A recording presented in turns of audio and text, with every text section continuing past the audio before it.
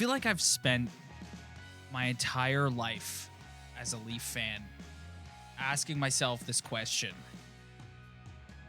Is this team cursed? Is there some sort of hex on this team, some sort of spell that we're not aware of that prevents us, the fans, from having nice things? What, like the last year that's on that banner? Well before that ancient year that I'm not even close to in age. And neither am I. That is older than like the gap between where I was born and where we are now. It's like not even close. It's starting to get a little, it's amazing how fast things can turn in this market. I'm watching the Ottawa game, and all I could think the entire time was, why is this happening? Like, why is this happening? Like, it was the perfect, like, granted, it was a back-to-back, and they flew in day of and all that. I'm not trying to say that, like, discredit that in any way, but, like, I'm sitting there and I'm going, like, why?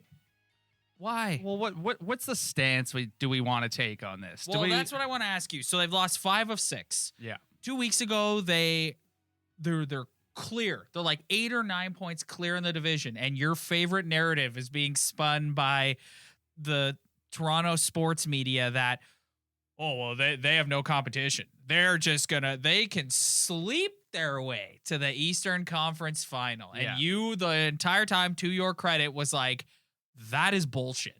Oh, it's the worst narrative of all time. 2 weeks ago, the Leafs were going to the Eastern Conference Final and we're going to lose because they didn't have enough competition. And it's now the complete opposite. It's like, can we beat the Winnipeg Jets in a playoff series? Yeah. That's how fast things can turn in this market. And it's everything's reactionary, right? It's just like what's happened in the last week. They've lost 5 out of 6. The game they won, they barely won. Yeah. Even though that was a phenomenal hockey game, but it's amazing how fast fans can change their mind and opinion. And at the beginning of the year, this is what I was kind of expecting, right? I wasn't expecting them to go on a tear so early and look so good. I was expecting dips like this in times where we would be in doubt of how this team would perform and how they would finish in the standings. And I feel like if I took a broader view, I'd be like, you know what, this isn't too surprising. This is where I thought they were going to be. But after looking so good and things like the defensive play improving and the system improving, getting tighter, the defense looking better, less giveaways, smoother breakouts, you started to feel a little bit better. And all they've done for the past 6 games since leaving Edmonton, all they've done is give the puck away and get loose defensively all over again. Yeah. That's it's simple as that. It's just their tight system has gone to shit, and now they're back giving away the puck in their own end, in the neutral zone, and even in the O zone. And the PK. PK's a disaster. Yeah, it's gone. Everything defensively is just gone down the drain. Yeah. PK, 5-on-5, everything. Austin Matthews not being 100%. Yes, Yeah. and that was another thing. Marner and Matthews were dominating like the best line in hockey, and that's kind of gone away too. Yeah. Not that they were going to keep up that pace, because maybe that's not where they're at. They're not Connor McDavid. They're not getting 50 points in however many games, but they were an absolute dominant line, and now they've kind of also, they're still good, they're still great, but they're not as dominant as they were, and that was kind of maybe masking some of the things that we're seeing now.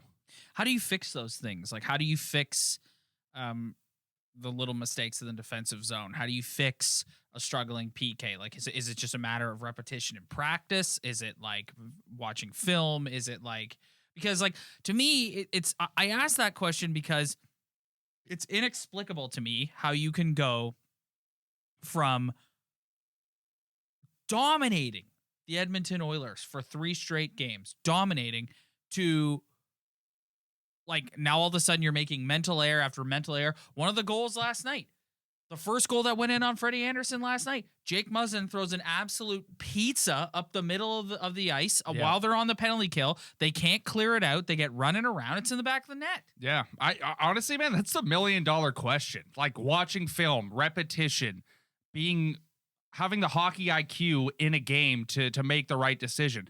How many times over the last couple of years, not even years, decades, have we been trying to figure out the penalty kill or defensive zone issues? Like, I don't know what the answer is, man. And we spent like the first few weeks of this season being like, wow, look at them. They're playing really, really well defensively. Yeah, and I don't know. I don't have the answers. I don't know. Like, it's something that just I'm not a professional hockey player. I've never been an NHL coach. How do you get a bunch of dudes in their 20s and 30s and 40s to start getting back to the system that made them successful early in the season? I don't know. I don't know what they have to do. How worried are you?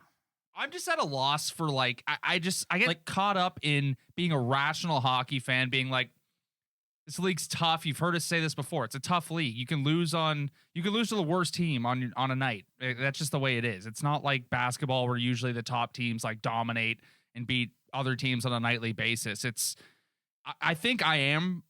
I don't know if I'm worried. I think I'm getting brought back to reality. Yeah, yes. I think you're just getting brought back to reality, being like, this team wasn't that good.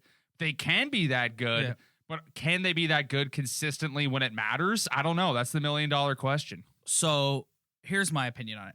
Overall, I'm not really worried about them as a team. I believe they are the best team in this division. I truly believe that. How important is winning the division?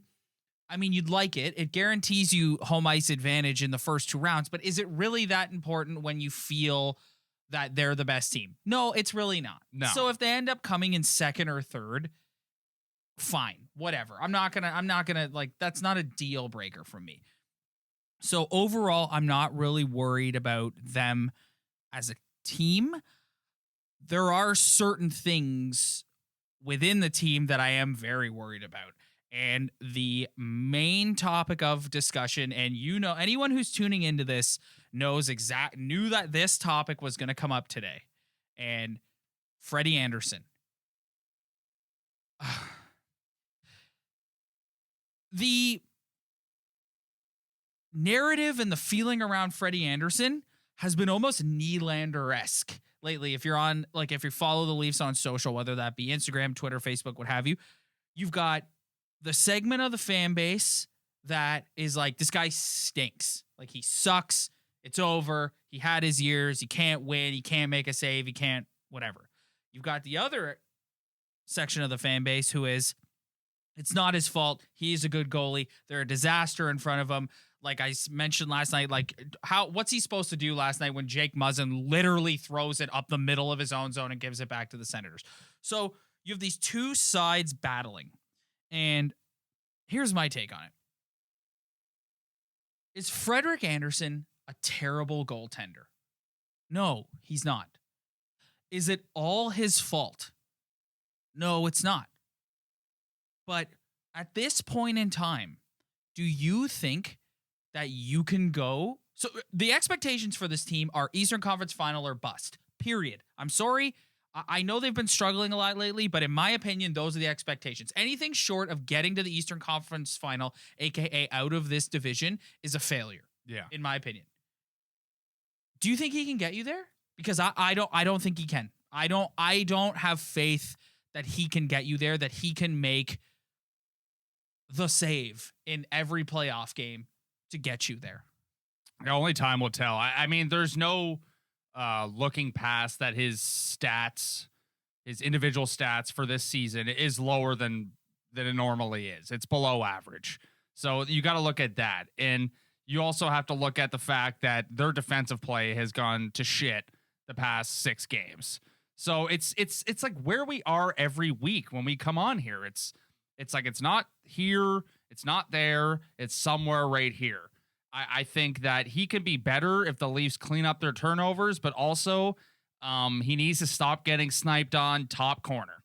Like, simple as that. Like, it's you said that last week when he came up in conversation, and I love the way you put that because it's absolutely true. He gets sniped on. Yeah, literally. He looks like it's like when you're in practice and you're just fooling around and you just like score an unreal goal and you just snipe top corner. It happens once a game. You get sniped on top corner.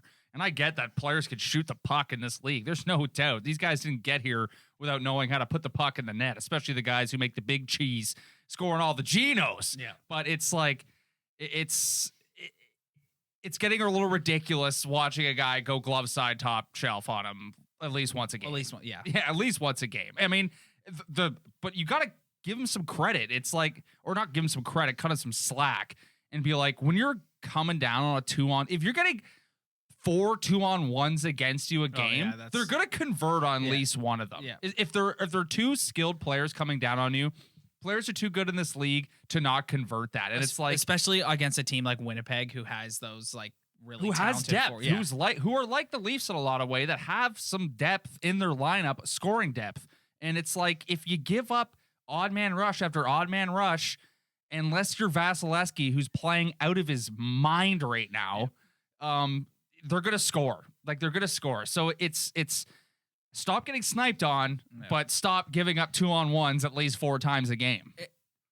Both of one of the themes in today's episode is going to be 2 things can be true, and that's a perfect example of it. It's, we need you to make the saves. However, we do acknowledge that, yes, they give up a lot of 2-on-1s. There were a few instances in that Winnipeg series where those were backbreakers, man. Like, where it was like, they're coming back, they're battling back. Because listen, the Leafs, let's call a spade a spade.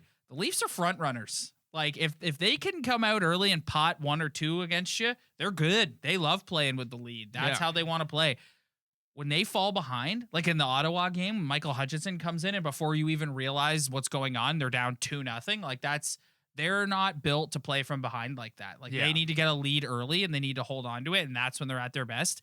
And there were a few moments in the Winnipeg series there where I thought they battled, and then the Jets would go down. Like, I think it was the first game where they came back and made it like 3-2 or whatever. And then whoever it was on the Jets goes down and Deeks like blows around Freddie and just tucks it by him. Yeah. Do you remember the play I'm talking about? Yeah. I wish I remember who it was on the Jets that scored the goal, but like, that's what that's the type of stuff that is like a backbreaker. And that's the type of stuff that when you're watching, you're just like, you can't do this when we get in game 6. Yeah. When we're in game 6 and we're up 3-2 or we're battling to like force a game 7, you cannot let in a goal like that. And I heard a great quote on the radio today from Chris Versteeg that said, your goalie doesn't need to make every save. He just needs to make the ones that matter. And that is where Freddie is struggling right now. And it's a tough thing to quantify too, because it's like, you don't know what the right save is until the game is over. And you're like, he should have made that save. That's a game saving save. You know, it's all leading towards a series in the playoffs. So, you know, it's like, at the end of the day, it's like what happened 2 weeks ago. They don't have enough competition. They're dominating teams to now losing 5 of 6. Now they go into their next series. They win 4 straight. And then it's like, oh, everything's great. It's weeding out the things throughout the season to like apply to the playoff series. Yeah. Like what you said earlier, where they finish in the standings, obviously you want to get the number 1 seed. You want to get home ice, even though without fans, I don't know how much that means. Yeah. But at the end of the day, you're going to have to beat, like, maybe you play Montreal instead of Edmonton or whatever, but you're going to have to beat the best teams in this division to get to that Eastern Conference final. So it's like, you're going to have your ups and downs in the season. Wherever you finish, you finish. It's just everything that's happening in these last couple of games, we're taking and we're trying to apply to a playoff series. Like, the breakouts have just been so sloppy. Yeah. Like, it's just been brutal.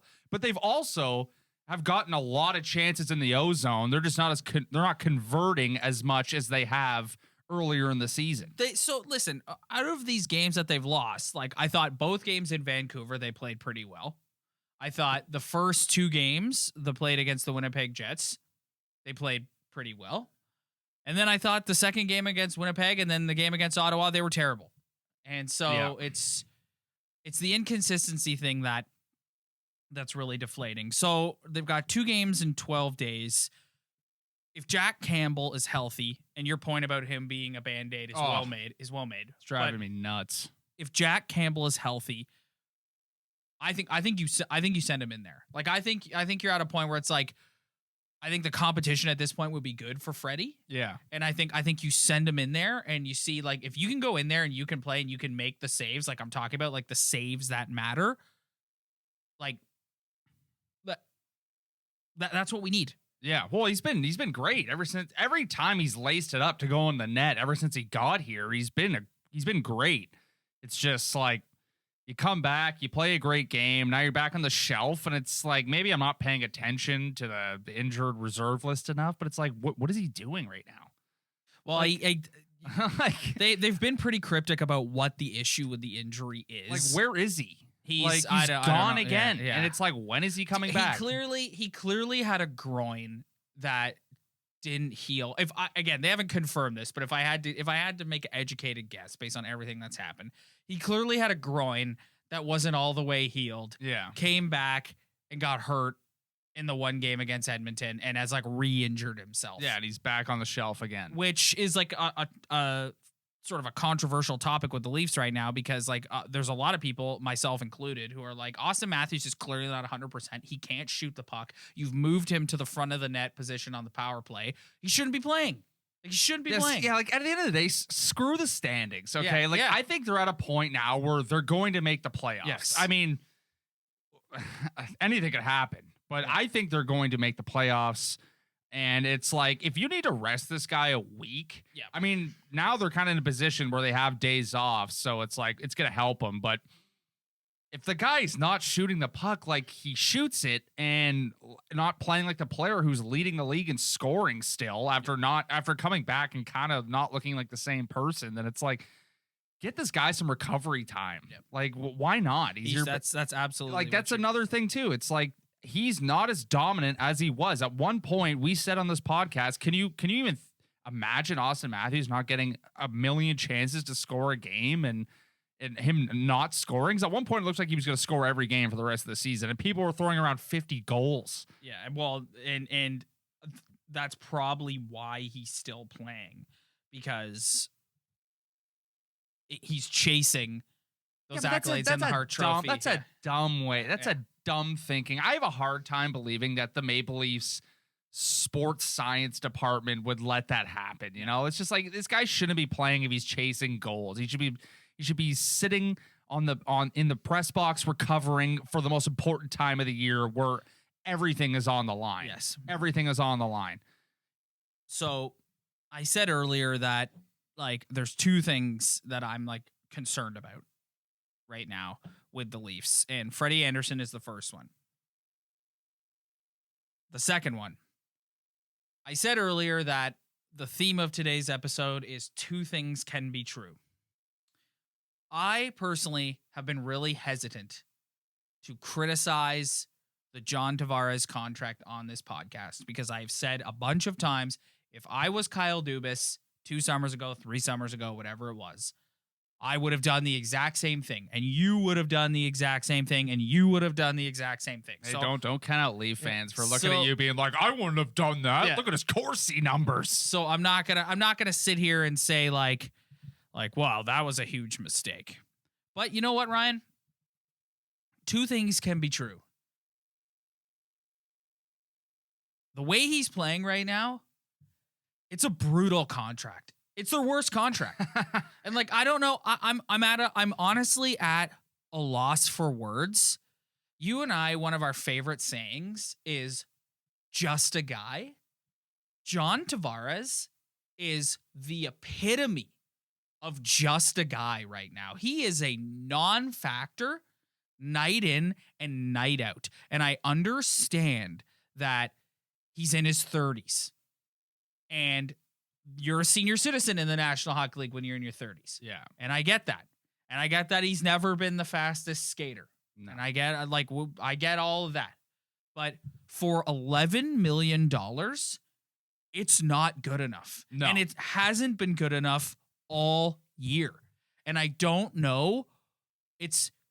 To me, it's like I sit and I watch last night in particular, the Senators game. I'm sitting there and I'm going, where is John Tavares? Like, where is he? Like, what's he doing? He's out there. He's floating around. Even when he's out there and like, sure, he's got quite a few power play goals this season. But even then, when he's out there on the power play, it doesn't stand out. Like, if he gets one, it's because he's out front of the net banging one in, which is like good. That's what you should be doing. But my point is I'm sorry. I'm at the point where like he's the worst contract on the team. And if I'm like, you want to hear my super, super overreaction take, like next level overreaction, like you're way ahead of yourself, settle down take. I think I might know what you're going to say. If this season doesn't go well and they got to blow up the core, he's the one that you want to get rid of. But you can't get rid of him because no one is going to take him at that. And like, let's just say you want to trade him. Okay. Every team is going to say, okay, you got to keep some of that. How much are you keeping? 5 million?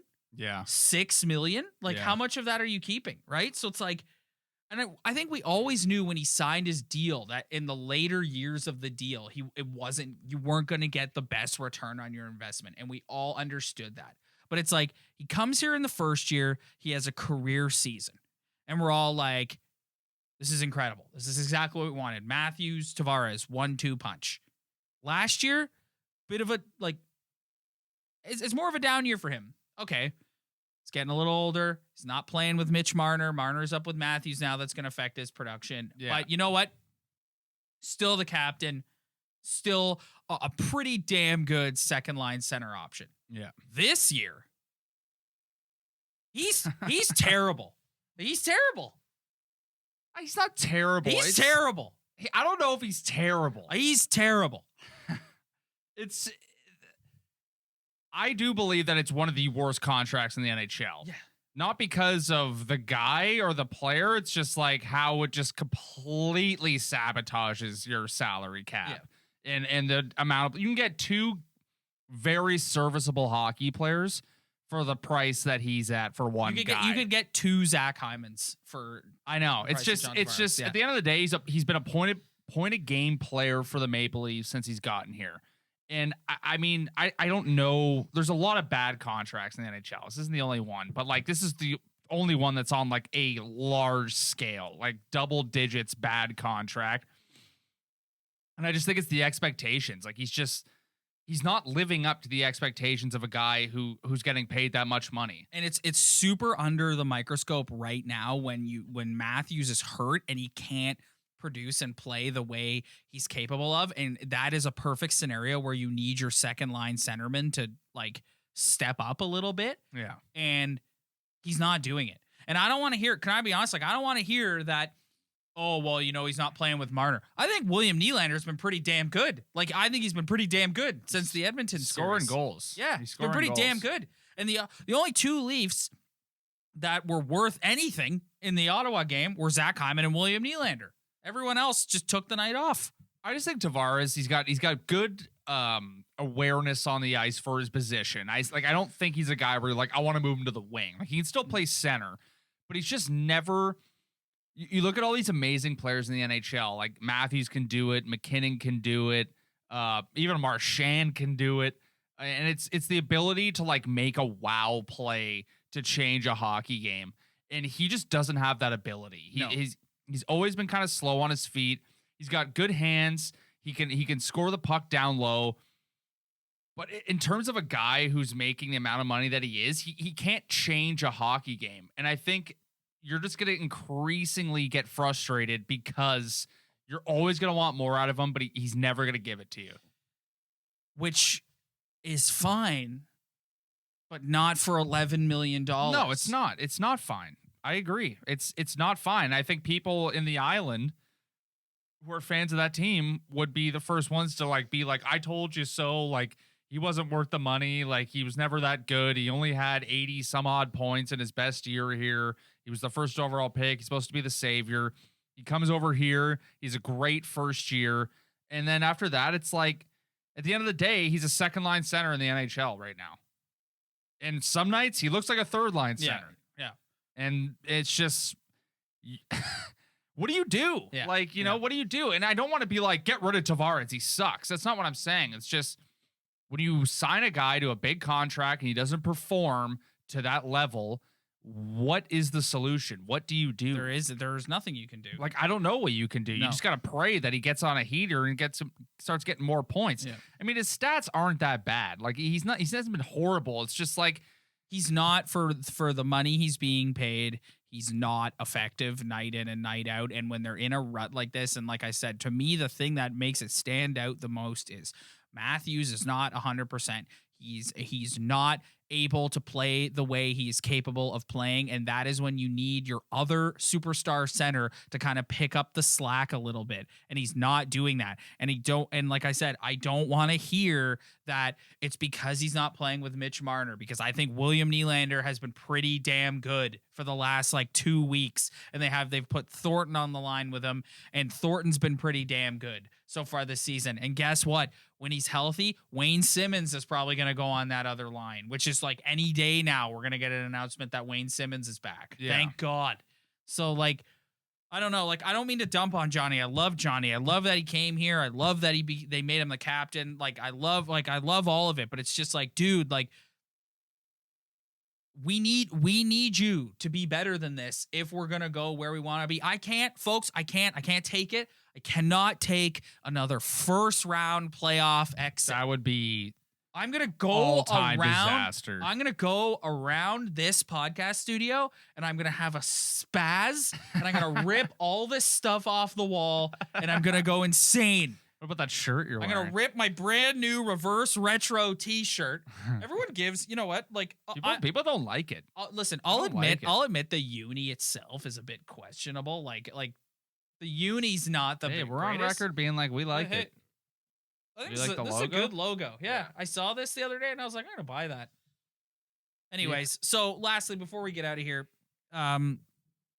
lots of speculation that if Dubas is gonna make a move, he's gonna pull the trigger this week because they've got 2 games in 12 days in quarantine and all that kind of stuff. It was Elliot Friedman that kind of put that out there as like a possibility. If they're gonna, first of all, what do you think they need?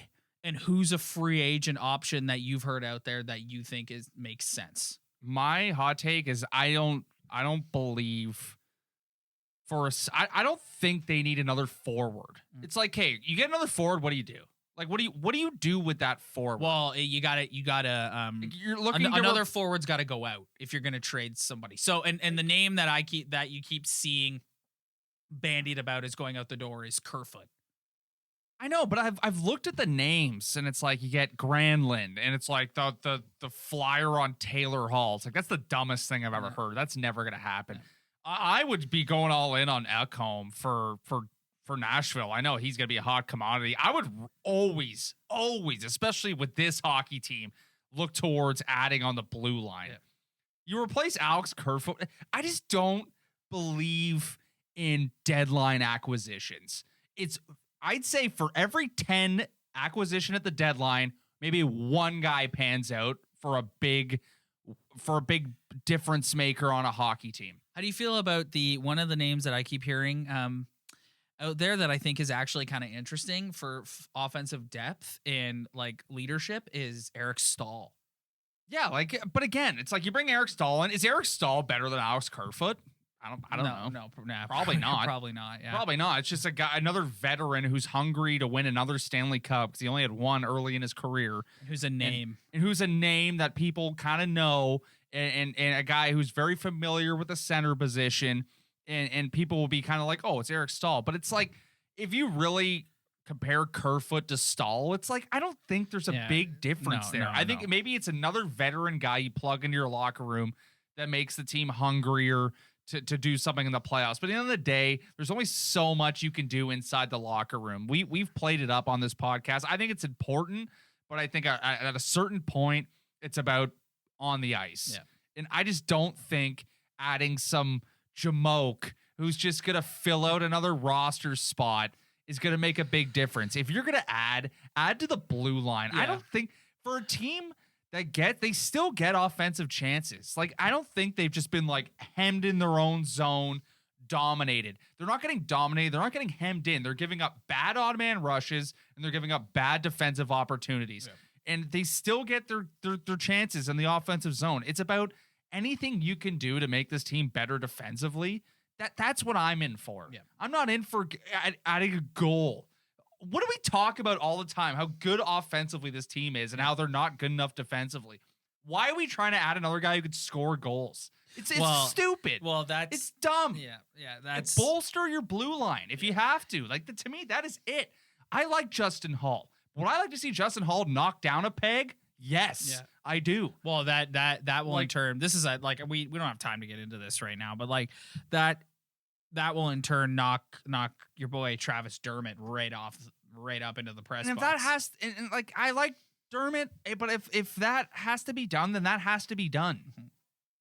I don't see going. I think it's pointless to go out and get another mediocre forward. Trade Alex Kerfoot for another Alex Kerfoot. It's stupid. I'm glad. Dumb. I'm glad that you shut down the Taylor Hall one because a lot of people, ridiculous. A lot of people are stuck on that, and it's like all the reasons you outlined are true, but also it's like Kyle Dubas has never shown any interest in going like the rental route. So it's like, why all of a sudden? And I get it. People are like, well, it's your chance to win this year. You got to go all in. But I agree, and that's why I think your point is well made. Where like, sure, if you want to go all in and try and win a cup, bolster your blue line. But I'm 100% with you. Like Taylor Hall is not the way to go. No, it's not, and it's just. I know he had that one Hart Trophy season with the Devils. That's phenomenal, but it's to me getting Taylor Hall right now is like getting Kasperi Kapanen back. Yeah. Like that's a hot take. People might call me an idiot. I don't care. I think it's a dumb move. I think getting any useless forward's a dumb move. If you're gonna make a big move, get another defenseman. Yeah, simple as that. That's my opinion. And on that, we will wrap up this week's episode. If you like what you see and you're checking us out for the first time, head on over to our Instagram at Talkin' Buds Podcast. That is where we hang out exclusively on social media. Also, hit that like button, hit that subscribe button, leave a thumbs up, leave any comment, leave a cheers, do whatever. It's a massive, massive help. Thanks, everybody, for checking us out. We'll see you next week.